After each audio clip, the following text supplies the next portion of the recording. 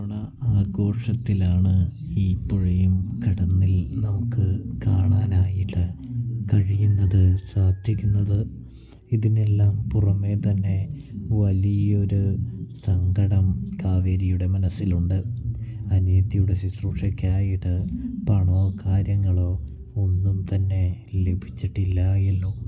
അതുകൊണ്ട് തന്നെ എങ്ങനെ കണ്ടെത്താൻ കഴിയുമെന്ന് ചിന്തിക്കുകയാണ് സഹോദരിയുടെ ഓപ്പറേഷന് വേണ്ടി. ഇവിടെയാണെങ്കിൽ സഹോദരിയാണെങ്കിൽ തന്നെ അച്ഛൻ വിളിക്കുകയാണെന്നും അച്ഛൻ്റെ അടുത്തേക്ക് വിളിക്കുകയാണെന്നും സഹോദരി പറഞ്ഞു വെക്കുകയാണ് എന്ന് കാണാം.